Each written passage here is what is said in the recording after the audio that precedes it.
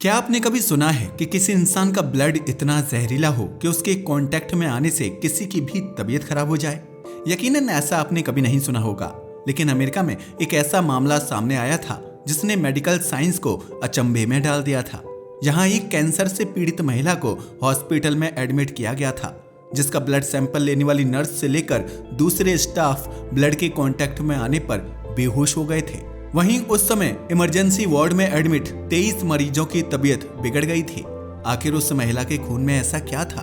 तो आइए जानते हैं उस टॉक्सिक लेडी की कहानी। ग्लोरिया रमियरेज एक जहरीली महिला। कैलिफोर्निया के रिवरसाइड में रहने वाली ग्लोरिया रमियरेज बहुत ही खुश मिजाज महिला थी, जिनका जन्म 11 जनवरी 1963 को हुआ था। ग्लोरिया का पति और परिवार भी उनसे बहुत प्यार करता था, लेकिन एक दिन उनके साथ ऐसी घटना घटी कि मीडिया ने उन्हें the toxic lady, the toxic women का नाम दे दिया। आखिर ग्लोरिया ने ऐसा क्या किया था जिसकी वजह से वह मौत के बाद भी डॉक्टरों और वैज्ञानिकों के लिए शोध का विषय बन चुकी थी? दरअसल ग्लोरिया रमियरेज वयस्क अवस्था में ही सर्वाइकल कैंसर से पीड़ित हो चुकी थी, जिसकी वजह से उन्हें इलाज के लिए अस्पताल के चक्कर काटने पड़ते थे। 19 फरवरी 1994 को ग्लोरिया को रात के समय आपातकालीन स्थिति में रिवरसाइड जनरल हॉस्पिटल लाया गया, क्योंकि उनकी दिल की धड़कन बहुत तेजी से दौड़ रही थी।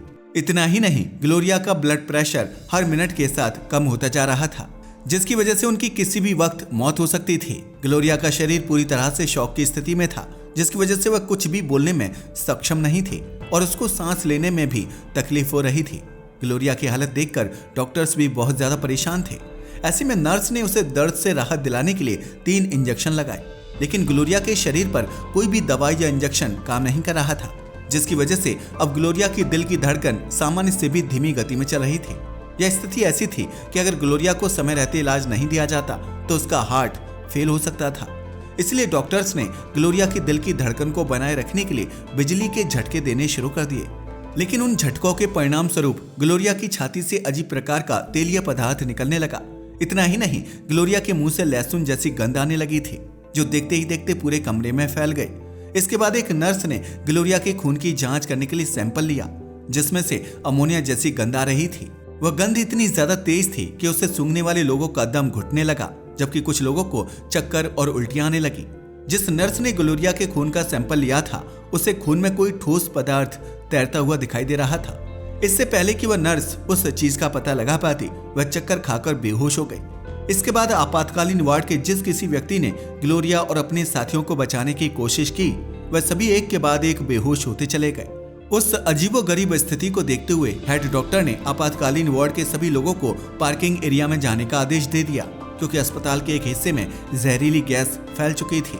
जहां एक तरफ अस्पताल का स्टाफ बीमार हो रहा था, वहीं इमरजेंसी रूम में भर्ती ग्लोरिया पर इन सभी चीजों का कोई असर नहीं पड़ रहा था। हालांकि अस्पताल का स्टाफ ग्लोरिया को अकेले रूम में छोड़कर नहीं जा सकता था, इसलिए कुछ लोग अपनी जान खतरे में डालकर ग्लोरिया के पास ही मौजूद थे। लेकिन अस्पताल में भर्ती कराए जाने के 45 मिनट बाद ग्लोरिया की किडनी फेल होने की वजह से मौत हो गई थी। लेकिन उनकी मौत से पहले रिवरसाइड जनरल हॉस्पिटल के 23 कर्मचारी बीमार हो गए थे, जबकि 5 लोगों को गंभीर स्थिति में अस्पताल में भर्ती करना पड़ा। ग्लोरिया की किडनी फेल होने का मुख्य कारण सर्वाइकल कैंसर था। हालांकि उनकी बॉडी में अचानक हुए बदलावों और गैसीय पदार्थों का बाहर निकलने का सर्वाइकल कैंसर से कोई ताल्लुक नहीं था। अस्पताल में 45 मिनट तक ग्लोरिया के इलाज करने वाले स्टाफ मेंबर्स की हालत बहुत ही खराब हो गई थी। कुछ को तो सांस लेने में तकलीफ हो रही थी, तो किसी की मांसपेशियों में ऐंठन की समस्या हो गई थी। इसी वजह से ग्लोरिया की मौत डॉक्टर्स और वैज्ञानिकों के लिए शोध का विषय बन गई थी, क्योंकि हर कोई जानना चाहता था कि एक सामान्य महिला मौत से ठीक पहले टॉक्सिक लेडी में कैसे तब्दील हो गई थी। टॉक्सिक लेडी की मौत के बाद जांच। रिवरसाइड जनरल हॉस्पिटल में 19 फरवरी 1994 की रात जो कुछ भी घटित हुआ था, उसे एक रहस्यमयी और ऐतिहासिक घटना माना जाता है। वैज्ञानिकों ने ग्लोरिया की मृत्यु से पहले अस्पताल में घटित चीजों और स्टाफ के बीमार होने को मास हिस्टीरिया का मामला माना था, जिसके लिए विशेषज्ञों की एक टीम को बुलाया गया था। Department of health and human service से आई उस टीम ने ग्लोरिया रमियरेज की बॉडी और उसके आसपास मौजूद चीजों की जांच की, लेकिन उन्हें कोई भी जहरीली चीज या पदार्थ नहीं मिला। इसके बाद डॉक्टर्स और विशेषज्ञों की टीम ने उन सभी लोगों का इंटरव्यू लिया जो घटना के समय किसी न किसी तरह से ग्लोरिया के संपर्क में आए थे। इस इंटरव्यू से विशेषज्ञों की टीम को पता चला कि जो लोग भी ग्लोरिया रमियरेज के बेहद करीब मौजूद थे और उसका इलाज कर रहे थे, वह गंभीर रूप से बीमार हुए थे। हालांकि जांच में कोई ठोस सबूत न मिलने के कारण टीम ने ग्लोरिया रमीरेज की मौत और उससे पहले अस्पताल में हुई अजीबोगरीब स्थिति को मानसिक बीमारी बताकर केस को बंद कर दिया। हालांकि रिवरसाइड जनरल हॉस्पिटल का स्टाफ इस बात से बिल्कुल भी संतुष्ट नहीं हुआ, क्योंकि वह सभी लोग किसी जहरीली चीज के संपर्क में आने से बीमार हुए थे, न कि मानसिक भ्रम के कारण। केस को यूं रफा दफा किए जाने की सबसे ज्यादा नाराजगी जूली गोरचिंस्की नामक नर्स में थी, क्योंकि ग्लोरिया रमीरेज का इलाज करने के दौरान वह बुरी तरह से बीमार हो गई थी। इतना ही नहीं, उस जहरीली गैस के संपर्क में आने की वजह से जूली को 2 हफ्तों तक सांस लेने में तकलीफ होती रही, जिसकी वजह से उन्हें अस्पताल में भर्ती रहना पड़ा। जूली ने मास हिस्टीरिया की बात मानने से साफ इनकार कर दिया था, क्योंकि उस घटना के बाद से जूली को लीवर में हेपेटाइटिस और घुटनों में अवेस्कुलर नेक्रोसिस की समस्या हो गई थी। यह दोनों ऐसी बीमारियां थीं जो अचानक से जूली के शरीर में विकसित हुई थीं, जिसकी वजह से जूली का लीवर बेहद कमजोर हो गया था और उसके घुटनों की हड्डियां बेहद कमजोर या यूं कहें कि खत्म होने की स्थिति में पहुंच गई थीं। ऐसे में जूली की स्थिति और हॉस्पिटल के स्टाफ का गुस्सा देखते हुए ग्लोरिया के डेथ केस को बंद नहीं किया गया और अस्पताल स्टाफ के दबाव में जांच जारी रखी गई। इसके बाद विशेषज्ञों की एक नई टीम ने घटना की जांच की और अपनी थ्योरी को दुनिया के सामने रखा। डॉक्टर्स ने अपनी इस थ्योरी में बताया कि ग्लोरिया काफी लंबे समय से DMSO दवाइयों का सेवन कर रही थी, जो दर्द को कम करने और शरीर के घाव को भरने में मददगार साबित होती है। इस दवाई का स्वाद या गंध लहसुन से मिलती जुलती है। हालांकि DMSO के सेवन से किडनी डैमेज होने का खतरा भी बना रहता है। डॉक्टर्स ने अपनी थ्योरी में बताया कि DMSO ने ग्लोरिया को दिए गए ऑक्सीजन के साथ मिलकर डाइमेथिल सल्फोन यानी कि DMSO2 बनाया होगा, जो कमरे के कम तापमान में खून में क्रिस्टल्स के रूप में दिखाई दे रहा था।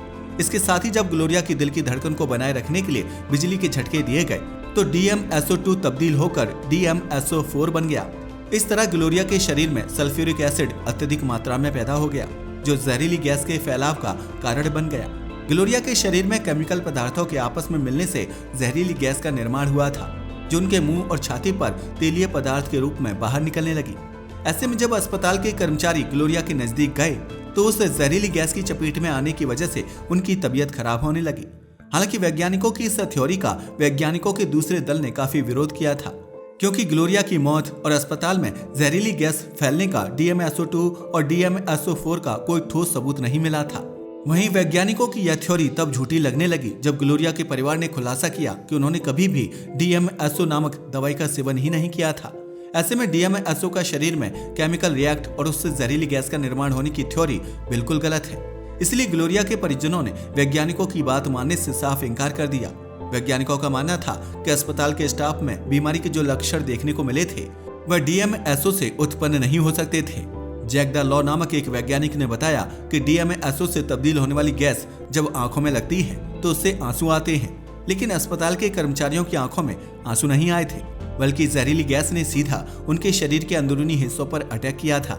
इसके साथ ही जैक द लॉ ने यह भी बताया कि DMSO4 से होने वाले नुकसान के लक्षण शरीर में बहुत देरी से दिखाई देते हैं, जिससे आंख, नाक और मुंह सबसे ज्यादा प्रभावित होते हैं। इसके साथ ही DMSO4 के प्रभाव में आने वाले लोगों के फेफड़ों में पानी भी भर जाता है, लेकिन किसी भी पीड़ित के शरीर में इस तरह के लक्षण देखने को नहीं मिले थे।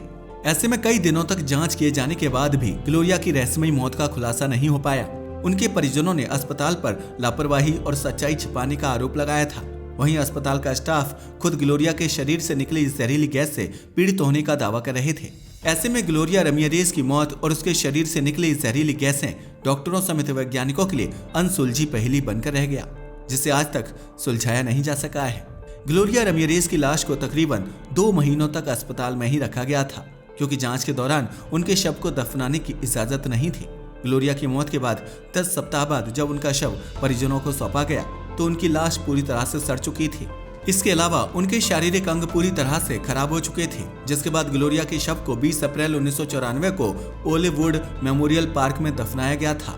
हालांकि ग्लोरिया रमीरेज के परिजनों और डॉक्टरों को आज तक ये समझ नहीं आया कि सर्वाइकल कैंसर से पीड़ित महिला कैसे अपने आप टॉक्सिक लेडी में तब्दील हो गई थी, जिसकी वजह से कई लोगों को गंभीर बीमारियों से गुजरना पड़ा। इसके साथ ही ग्लोरिया रमीरेज की मौत ने कैलिफोर्निया में खूब सुर्खियां बटोरी थी, लेकिन उनकी मौत का रहस्य किसी भी तरह से सुलझ नहीं पाया। आज भी ग्लोरिया रमीरेज की मौत का रहस्य सुलझ नहीं पाया है, लेकिन उनका नाम इतिहास के पन्नों पर द टॉक्सिक लेडी के नाम से मशहूर हो गया। आपको क्या लगता है कि ग्लोरिया रमीरेज की मौत के पीछे कोई रहस्यमय कारण छिपा हुआ था या फिर यह डॉक्टर्स की किसी गलती का नतीजा था? अपना जवाब कमेंट बॉक्स में जरूर शेयर करें। आज के लिए बस इतना ही। वीडियो पसंद आया तो इसे लाइक और शेयर करें, साथ ही चैनल को भी सब्सक्राइब करें। धन्यवाद।